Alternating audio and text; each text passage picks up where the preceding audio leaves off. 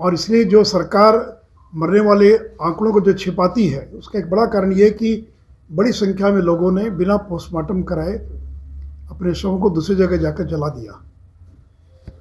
अधिकांश लोग पहले मसरक प्राइमरी हेल्थ सेंटर पर गए, वहाँ कोई ना डॉक्टर, ना नर्स, ना स्ट्रेचर, ना एम्बुलेंस, कोई इंतजाम नहीं था। और डॉक्टर ने कहा कि आप सीधे जाइए छपरा गए तो छपरा का भी वही हाल था। तो कहा कि पीएम से रेफर कर देते हैं, और अच्छी संख्या में लोग रास्ते में मर गए। अगर सरकार ने अस्पतालों में योग्य व्यवस्था की होती तो बड़ी संख्या में लोगों को बचाया जा सकता था। 2 घूंट अगर किसी ने शराब पी ली तो उसको मार दिया जाए, उसको मरने दिया जाए, या कहीं भी नीतीश जी आपकी नैतिकता नहीं हो सकती है।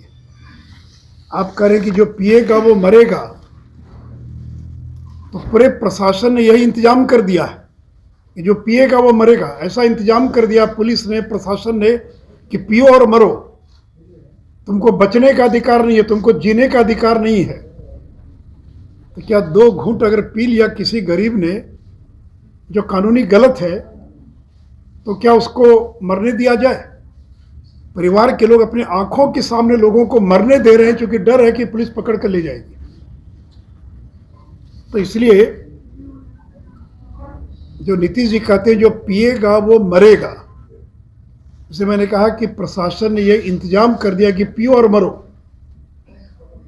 कहीं भी कानून में मरने का प्रावधान नहीं है।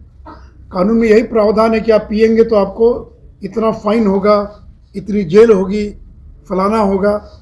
लेकिन ये नहीं है कि जो पिएगा वो मरेगा। ये कहीं लिख दीजिए कानून के अंदर, जो पिएगा वो मरेगा। आपने कानून में क्यों नहीं लिखा? एक बड़ा से बड़ा अपराधी भी अगर घायल हो गया तो अस्पताल में उसका उपचार और इलाज होता है। लेकिन यहाँ इतने निर्दयी, इतने संवेदनहीन हो गए मुख्यमंत्री कि लोगों को मरने दे रहे हैं, लोगों को जीने का अधिकार नहीं है, लोगों को मरने दिया जाए, और बड़े अहंकार के साथ कहते हैं जो पिएगा वो मरेगा। इसलिए मित्रों, ये कुल मिलाकर जो स्थिति बनी है, और ये भी लोगों ने बताया कि जो जहरीली शराब थी वो थाने से उसकी आपूर्ति की गई। जो थाने में जब्त हुई शराब रखी हुई थी ड्रम में, बाकी में, उसमें से शराब गायब हो गई, स्पिरिट गायब हो गई। और थाने वालों ने, पुलिस प्रशासन ने उस स्पिरिट की आपूर्ति कर दिया। जो बनाने वाले लोग थे, जो लोकल बनाने वाले लोग थे, इसलिए जो जहरीली शराब से लोग मरे, इसके लिए अगर कोई जिम्मेवार है तो शासन और प्रशासन जिम्मेवार है। क्योंकि आपने जहरीली शराब परोसने का काम आपके महकमे ने किया, सरकार के लोगों ने किया। और मरने वाले जितने भी हैं, दलित, महादलित, अति पिछड़ा, आदिवासी तो इस इलाके में नहीं है, लेकिन 90% जो मरने वाले हैं वो समाज के इन्हीं गरीब तबके के लोग हैं जिनको मरने दिया गया है। और देखिए सरकार आंकड़ों को कैसे छिपाती है। नेशनल क्राइम रिकॉर्ड ब्यूरो है भारत सरकार का, जिसमें हर अपराध का आंकड़ा राज्य सरकार भेजती है। क्योंकि भारत सरकार कोई आंकड़ा इकट्ठा नहीं करती है, राज्य सरकार आंकड़ा भेजती है। नेशनल क्राइम रिकॉर्ड ब्यूरो के अनुसार 6 साल में बिहार में केवल 23 मौत हुई है, 23। कोई इसको विश्वास करेगा, कोई भरोसा करेगा इस बात पर कि केवल 23 मौत हुई है? जो गोपालगंज में पहला कांड हुआ खजूरबन्नी में, जिसमें 19 लोग मरे और 14 लोगों को सरकार ने मुआवजा दिया, उस साल आंकड़ा सरकार दिखा रही है केवल 6 लोगों के मरने का पूरे बिहार के अंदर। तो सरकार आंकड़ों को किस तरह से दबा रही है, ये उसका एक उदाहरण है कि सरकार आंकड़े भेज दे रही है और कहती है देखिए हमारे तो बहुत कम लोगों की मौत हुई।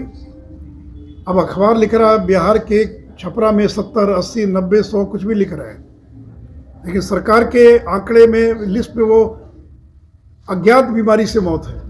वो तो उसी को मौत मानेंगे जहरीली शराब से, जिसका पोस्टमार्टम हुआ नंबर 1, पोस्टमार्टम के बाद जिसका विसिरा जांच के लिए गया फॉरेंसिक लैब में, 2 महीने बाद उसकी रिपोर्ट आई कि इस रिपोर्ट में अगर जहर पाया गया तब जाकर वो जो है माना जाएगा कि वो जहरीली शराब से मौत हुई है। तो 6 साल में सरकार कह रही है कि केवल 23 मौत हुई है बिहार के अंदर, और मुख्यमंत्री कह रहे हैं कि किसी भी कीमत पर मैं मुआवजा नहीं दूंगा। मेरे पास एक अखबार की कटिंग है अगस्त 2018 की, रोहित कुमार सिंह उन्हीं की स्टोरी है, जिसे मुख्यमंत्री कह रहे हैं says compensation to be given when liquor prove, तो शायद उनके लिए रोकना आसान हो जाएगा। तो इसलिए मित्रों, स्थिति नियंत्रण के बाहर हो गई है और 4 लाख लोग जेल जा चुके हैं, जैसा मैंने आपको शुरू में बताया। उसमें 90% SC ST EBC, और इतने गरीब लोग के जेल चले गए तो बेल कराने की भी उनके पास पैसा नहीं कि वो बेल करा सके, इतनी भी क्षमता उनकी नहीं है। तो 2 घूंट शराब पीने की इतनी बड़ी सज़ा, मौत उसकी सज़ा नहीं हो सकती है। ये सज़ा आप दे रहे हैं, मौत उन गरीबों को सज़ा दे रहे हैं। दूसरे मित्रों, हमारी पार्टी के लोगों ने विधानसभा में, विधान परिषद में और बहुत मजबूती के साथ इस मुद्दे को उठाया है। आगे भी हम उठाएंगे। कल भी पूरे बिहार के अंदर बंद का, बाकी का कार्यक्रम आयोजित किया गया था। तो इसलिए मुख्यमंत्री जी को संवेदना दिखानी चाहिए, बीजेपी के लोगों से क्षमा याचना करनी चाहिए और तत्काल उन गरीबों को 4 लाख का मुआवजा देना चाहिए। उससे मैंने कल ये भी कहा था कि मांझी जी की चुप क्यों हो गए भाई? 10 दिन पहले तक मांझी जी बयान दे रहे थे कि 1 पौवा गरीब पी लिया तो कौन सा गुनाह कर लिया। आज मांझी जी चुप हैं, CPI CPM के लोग चुप हैं, माले के लोग चुप हैं। तो मैं सभी राजनीतिक दलों से अपील करूंगा जिनमें थोड़ी भी संवेदना बची है, और जो लोग सहयोगी दल हैं महागठबंधन के अंदर, कि वो भी नीतीश कुमार पर दबाव बनाएं। ठीक है, आप ही को श्रेय मिल जाए, हमको कोई दिक्कत नहीं, आपको श्रेय मिल जाए, लेकिन उस गरीब को मदद मिलनी चाहिए। और मैं तो मांझी जी को कहूँगा, बात जाकर आइए, आप तो दलितों के नेता बिहार के, आप क्यों नहीं गए? चिराग पासवान गए, पारस जी गए, आपको भी जाना चाहिए था। क्या जो मरे वो दलित नहीं है? क्या आप नहीं गए? वहाँ पर रोज़ बयान देते थे शराबबंदी हटाने के पक्ष में। हम तो शराबबंदी हटाने के पक्ष में नहीं हैं, हम शराबबंदी के पक्ष में। और एक बात और पत्रकारों को बता दूँ, ये शराबबंदी का जब निर्णय हुआ उस समय भारतीय जनता पार्टी विपक्ष में थी, हम सरकार में नहीं थे। लोग भूल जाते, इसलिए बहुत सारे लोगों को याद नहीं रहता क्या हुआ। और नीतीश जी ने पहले SK मेमोरियल हॉल के बाद घोषणा कर दिया, बिना पूछे घोषणा किया, और फिर आए समर्थन मांगने, फिर भी हम लोगों ने साथ दिया। हम तो विपक्ष में थे।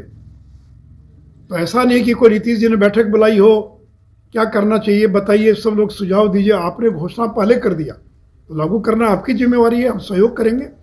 हम तो ह्यूमन चेन में भी थे आपके साथ, जबकि विपक्ष में थे तो भी ह्यूमन चेन में थे। हमारी पार्टी ने समर्थन किया, मैं विधान परिषद में था, मैं नेता प्रतिपक्ष था, हम लोगों ने साथ दिया आपका। तो इसको सफल करना ये आपकी जिम्मेवारी है। और बार बार हम ये मत कहिए कि बीजेपी के लोग विरोध कर, हम विरोध नहीं कर रहे, हम शराबबंदी के पक्ष में, लेकिन ये निर्णय आपका निर्णय है, ये आपका व्यक्तिगत निर्णय है, जिस निर्णय में बाद में सभी लोगों ने इस निर्णय में आपका साथ दिया, चूँकि एक अच्छा काम था। तो इसलिए आपने अगर हिम्मत दिखाई तो इसको लागू कराई। लेकिन नीतीश जी पूरी तरह से फेल कर गए हैं। और बिहार में ये, कल मैंने पहली बार, चूँकि मैं सुनता था, लेकिन कल मैं जो गांव में गया तो गांव में भी होम डिलीवरी हो रही है, ये मैंने पहली बार अपनी आंखों से देखा। जो मृतक परिवार था वो कह रहा, हमरे कैसे वो शराब पहुंच गया जी? तो बोला कि जो बेचने वाला है वो मोबाइल से, जब शराब की खेप आ जाती है तो मोबाइल से वो मैसेज देता है कि शराब आ गई है, आप आके ले जा सकते हैं, और फिर अगर आप मैसेज देंगे तो आपके घर भी पहुंचा देगा। तो गांव में होम डिलीवरी हो रही है। शहर की बात तो छोड़ दीजिए, और बड़े लोग नहीं, एक भी मरने वाला बड़ा आदमी नहीं है, कुछ होंगे 1-2 लोग।